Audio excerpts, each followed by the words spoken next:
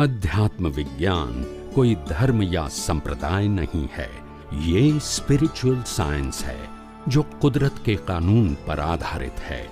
ये विज्ञान पूरे ब्रह्मांड के सभी रहस्यों को उजागर करता है और जीवन के सभी पहलुओं को समझने के लिए एक नई दृष्टि देता है। इसी को आर्ट ऑफ विजन कहते हैं, दुनिया को देखने की एक नई दृष्टि, जो अध्यात्म विज्ञानी परम पूज्य स्वामी श्री कमलेशानंद जी के निर्देशन में सनातन सत्य का अनुसंधान कर हमारे जीवन को प्रकाशित करे। जय सच्चिदानंद।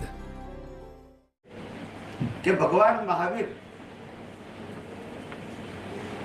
भरत क्षेत्रनी अंदर 24 तीर्थंकरो माना छेल्ला तीर्थंकर एमना निर्वाण पछी कलियुगनी शरूआत थई। ए भगवान महावीर नु आयुष्य 72 वर्ष।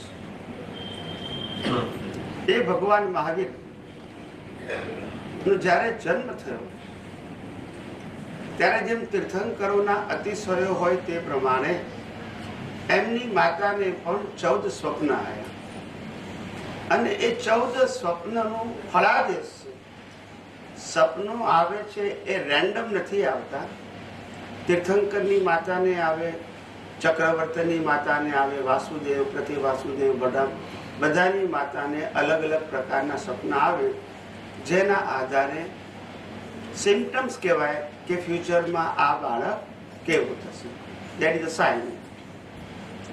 એ ભગવાન મહાવીરના જે 14 સ્વપ્ના છે એ 14 સ્વપ્નાને આપણે સંક્ષિપ્તમાં રજૂ કરીએ, પછી આગળ ભગવાન મહાવીરના જીવન ઉપર થોડીક વાતો કરીશું। એ ભગવાન મહાવીરના જે પહેલું સપનું છે એ પહેલું સપનું આવે છે એ હાથી। શું કહેવાય? હાથી। એ હાથીનું જે સપનું છે એના જબરજસ્ત ફળાદેશો છે। બાકીના 13 સપનાના બધા ફળાદેશ આ પહેલા સ્વપ્નમાં સમાઈ જાય, એટલું બધું એનું ઇમ્પોર્ટન્ટ છે। પણ અત્યારે જે આપણે હાથી જોઈએ છે તે નહીં, એ 6 કે 8 સૂટ વાળો હાથી હોય, ઐરાવત।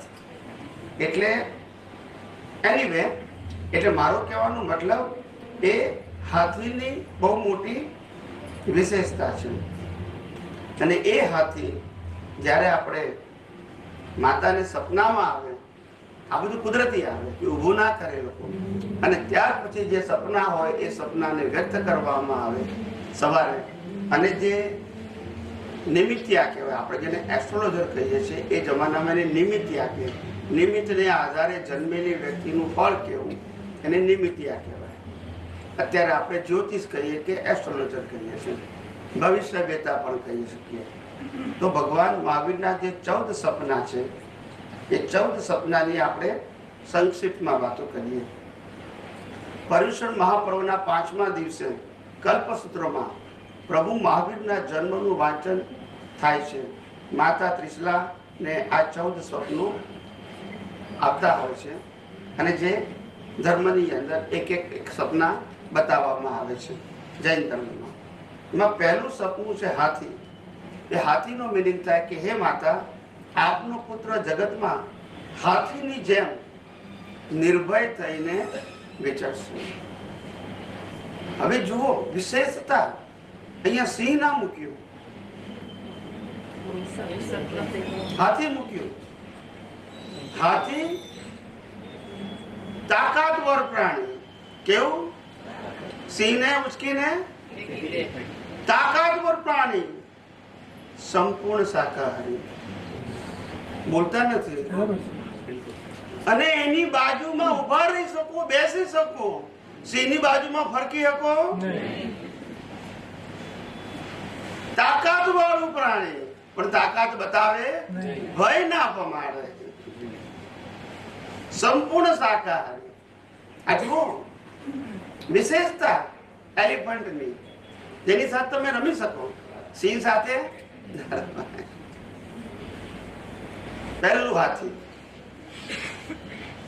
હાથી એનું કારણ, કારણ કે તમારો દીકરો સમર્થ થશે, શક્તિશાળી થશે. ભૌગોલિક શક્તિ નહીં, આત્મિક શક્તિ.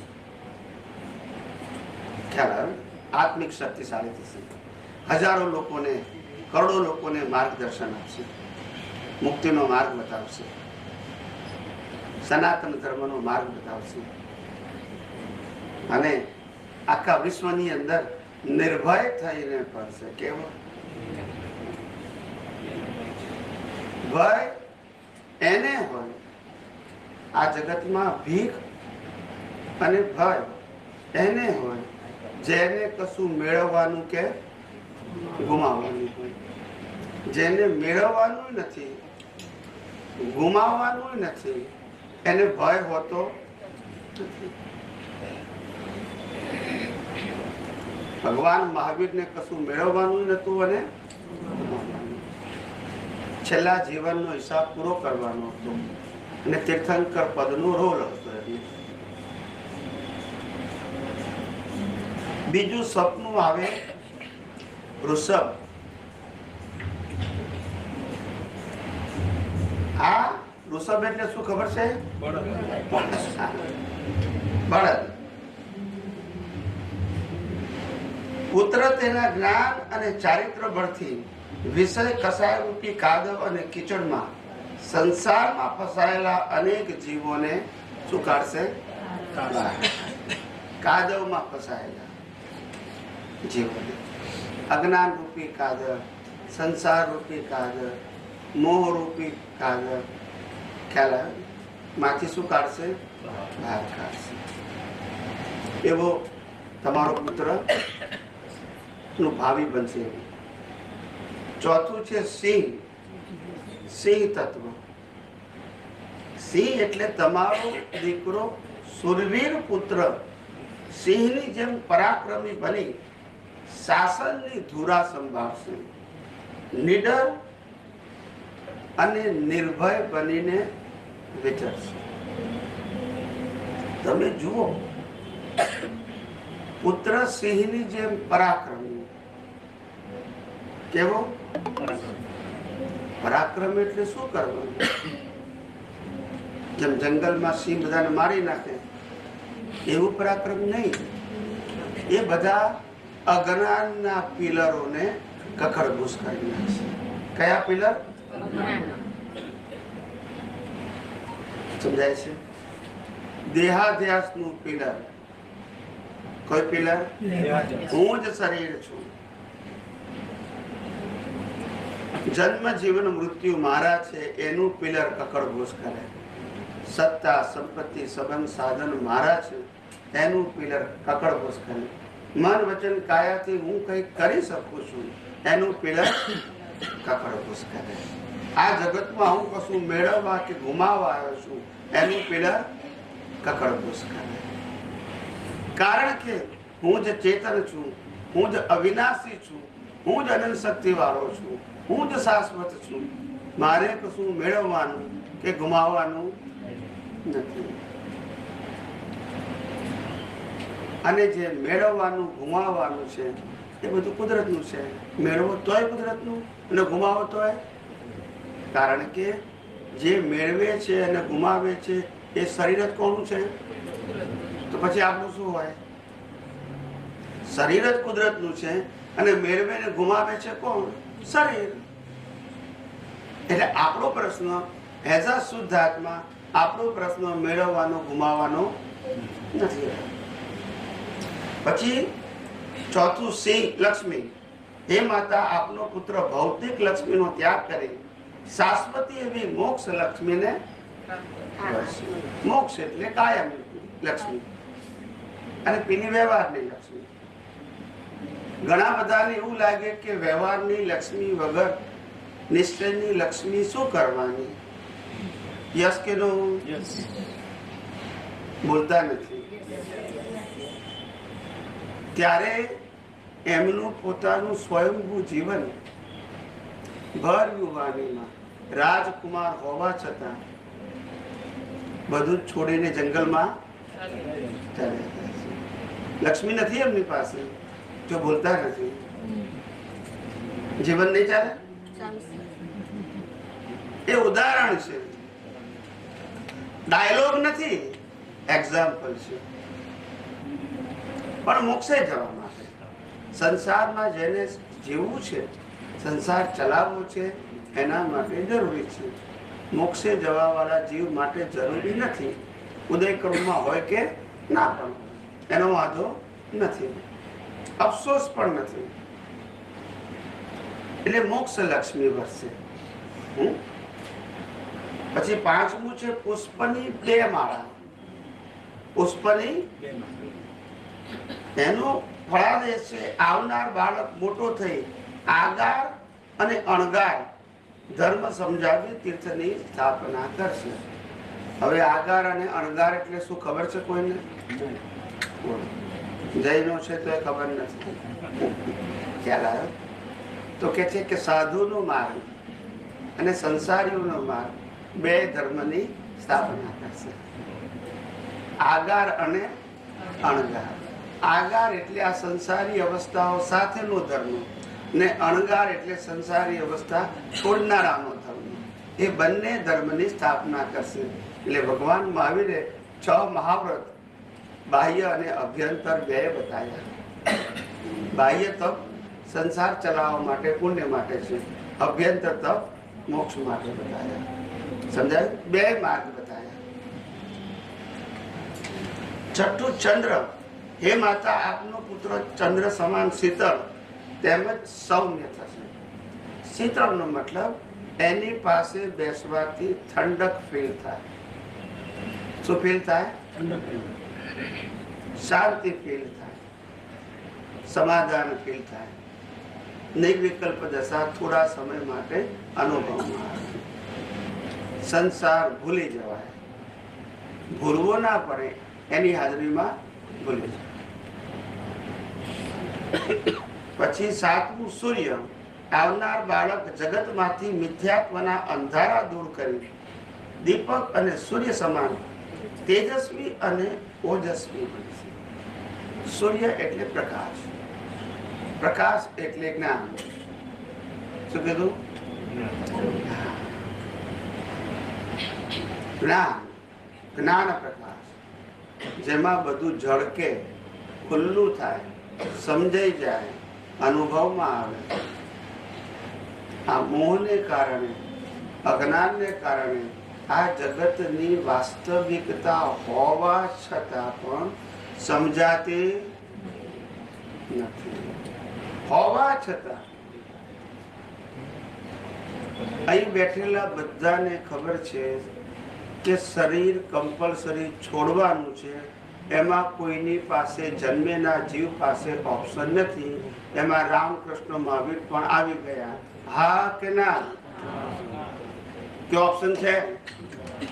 અને જે દિવસે શરીર છૂટશે એ દિવસે સત્તા, સંપત્તિ, સંબંધ, સાધન પણ ઓટોમેટિક છૂટી જશે. આ જ્ઞાન બધા પાસે છે, આંખે પણ જુએ છે, ઉપરથી લાવવાનું પણ સ્વીકાર કરતા તકલીફ થાય છે. જો બોલતા નથી, જુએ છે તો આમાં તો કોઈ તર્ક નથી, આમાં તો કોઈ વિકલ્પ નથી. આપણી સામે અનેક લોકો શરીર છોડીને ચાલ્યા ગયા ને શરીરની સાથે સત્તા, સંપત્તિ, સંબંધ, સાધન છોડી ચાલ્યા ગયા, અને એમાં કોઈની પાસે ઓપ્શન, મને આપણી પાસે પણ ઓપ્શન.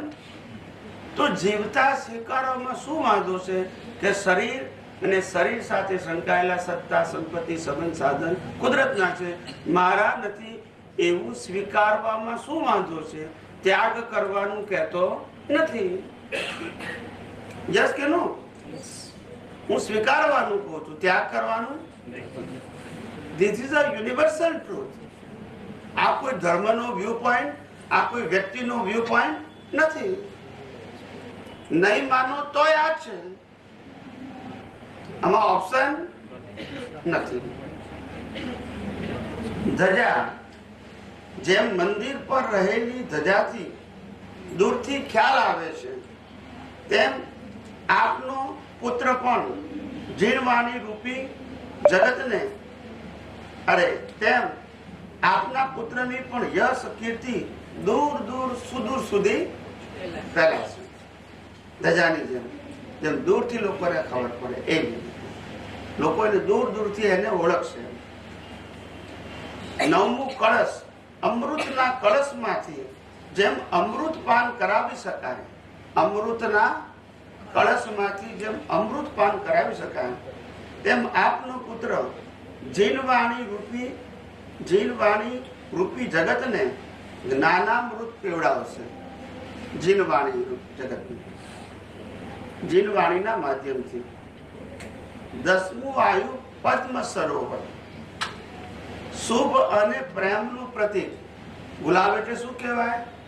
શુભ અને કોઈ પણ વસ્તુમાં શુભમાં એને ગણવામાં આવે શુકન, અને પ્રેમનું પણ પ્રતીક કહેવાય. તો શુભ અને પ્રેમનું પ્રતીક છે. આવનારો બાળક પણ જ્યાં પણ જશે તેમ પ્રેમ અને પ્રસન્નતાનું પ્રતીક ફેલાવશે. પછી ક્ષીર સમુદ્ર. કેટલાક લોકોને ક્ષીર સમુદ્ર નહીં ખબર હોય શબ્દ. સમુદ્ર ખબર હોય, ક્ષીર સમુદ્ર ખબર ના હોય શબ્દ. હે માતા, તમારો પુત્ર સમુદ્રની જેમ અનેક જીવાત્માનો આધાર અને નાથ બનશે. ક્ષીર સમુદ્ર, એક ક્ષીર સમુદ્રની અંદર હજારો લાખો જીવો પોસાતા, જેનું જીવન એની અંદર જ ચાલે. એમ આ તમારા પુત્ર સમુદ્રની જેમ અનેક જીવોને આધાર આપનારો અને નાથ બનશે આ સંસાર રૂપી સાગરમાં. એમ એટલે આ સિમિલરી આપીશું. 12મું દેવ વિમાન, સદગતિનું પ્રતીક છે. દેવ વિમાને સદગતિનું પ્રતીક છે. હે માતા, તમારું સંતાન અનેકના સદગતિનું નિમિત્ત બનશે અને સ્વયં સિદ્ધ ગતિને વરસે. 13મું રત્ન રાશિ, ભૌતિક સમૃદ્ધિને પ્રગટ કરવા માટે જેમ લક્ષ્મીનું મહત્વ છે, એવી રીતે આધ્યાત્મિક ગુણોને પ્રગટ કરવા રત્ન રાશિનું મહત્વ છે. રત્ન રાશિનું મહત્વ છે. એ આધ્યાત્મિક ગુણોના જે રત્ન છે એ કયા રત્ન કહેવાય? આધ્યાત્મિક ગુણો તો કે અનંત જ્ઞાન, અનંત દર્શન, અનંત શક્તિ, અનંત સુખ, અવિનાશીપણું, અડોલપણું કહેવાય, નિર્ભયપણું, નિશંકપણું, નિર્લેપપણું કહેવાય, નિર્વિચાર દશા. આ બધા રત્નો કહેવાય. શું કહેવાય? આ બધા એમને પ્રગટ થાય. શું થાય? But natural. એટલે રત્ન રાશિ એ પેલા રત્ન નહીં કહેવાય. આજે ચોરી જાય એવા રત્ન નહીં, આ કોઈ ચોરે નહીં એવા રત્ન. 14મું અને છેલ્લું અગ્નિ. હે રત્ન કુક્ષિણી માતા, જેવી રીતે અગ્નિ પ્રજ્વલિત થવાથી અંધારું ચાલ્યું જાય છે, તેમ આપનો લાડકવાયો કેવળ જ્ઞાન અને કેવળ દર્શનને પ્રાપ્ત કરી દુનિયાનું પ્રકાશનું પુંજ અને તારણહાર તીર્થંકર બનશે. અગ્નિ, અગ્નિ શબ્દ માટે શાસ્ત્રોમાં બીજો શબ્દ પણ વાપર્યો છે. અગ્નિ એટલે એવી જ્ઞાનાગ્નિ કે જેનાથી અજ્ઞાન રૂપી જે અગ્નિ છે એ બધી શું થાય? બળીને જ્ઞાનાગ્નિથી અજ્ઞાન રૂપી અગ્નિ બળીને ભસ્મ. એટલે અજ્ઞાનને બાળવા માટે આ જ્ઞાનાગ્નિની વાત કરી છે. જ્ઞાનાગ્નિ હોય પ્રકાશ રૂપી, એટલે અજ્ઞાન ત્યાં ટકતું. આવી રીતે ભગવાન મહાવીરના જન્મ પહેલા એમની માતા ત્રિશલાને જે 14 સપનો આયા હતા, એ 14 સપનોની આપણે સંક્ષિપ્તમાં વાત કરી.